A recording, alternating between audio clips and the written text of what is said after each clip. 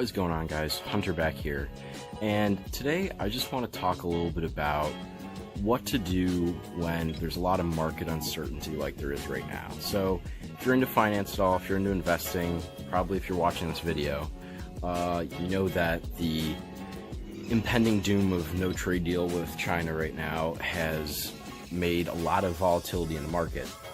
And you may notice that your growth stocks, a lot of them are going down by about 5%-ish, some a little more, some a little less.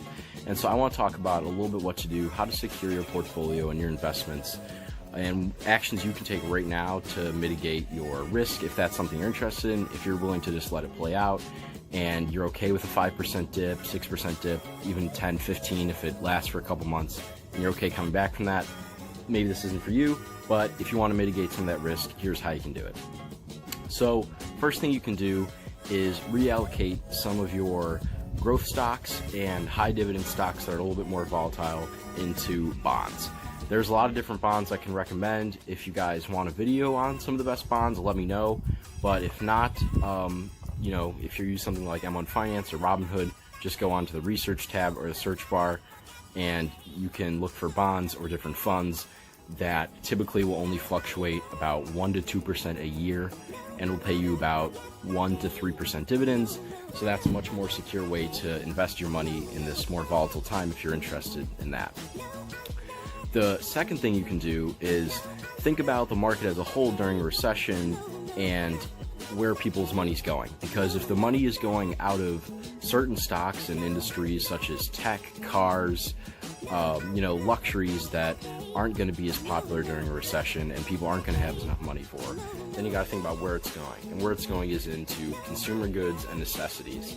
So stocks like Coke, Pepsi, Procter & Gamble, other, drugs, food, things that are necessities. When I say drugs, I mean like medical prescriptions, that kind of thing. So a good thing to do then is to put your money into the kind of stocks that aren't going to be affected by a recession.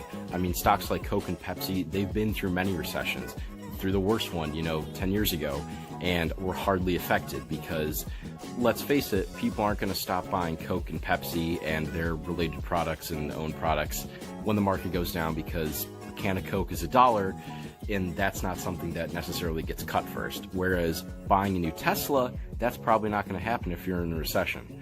So if you want to think about stocks like that, even cigarettes, gas, that kind of things, necessities, those aren't going to be as affected much during a trade war or during a recession.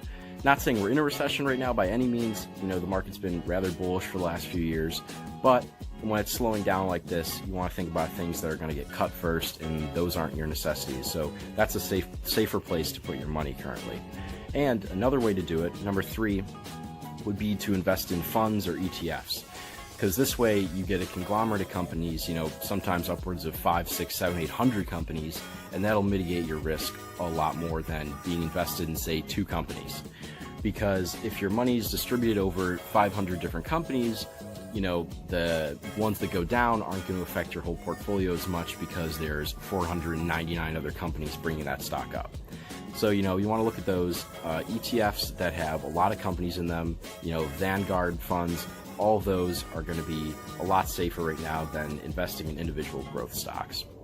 So the fourth way you can protect your investments in a more volatile market is to dollar cost average your way down. Now, this is not risk proof by any means.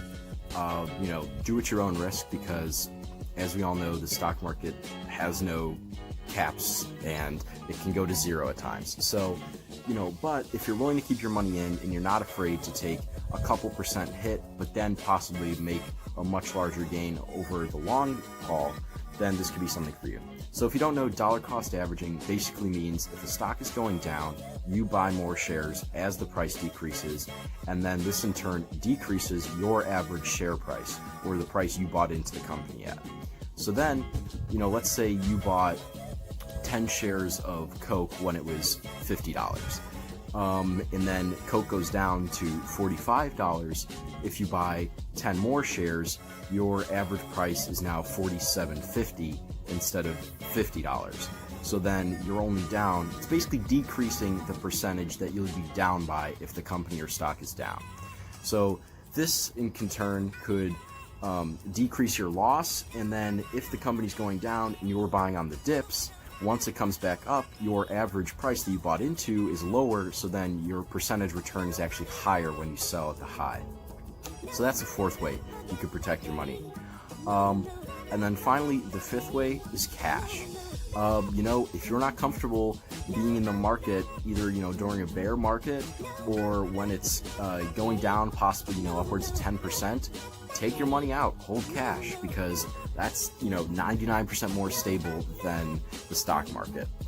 So, okay guys, so that's 5 ways that you can protect your investments during a recession, a trade war, or, slow market growth, whatever you want to call it. If you like those tips, please give this video a thumbs up.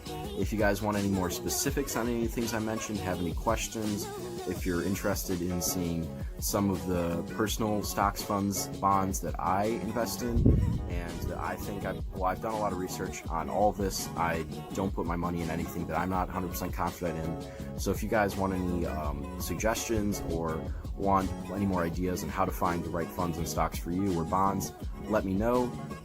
Ask any questions you have in the comments. Thank you guys for watching. Stay tuned next time. I will keep making more videos, and as well as some portfolio updates down the road if you're interested in that.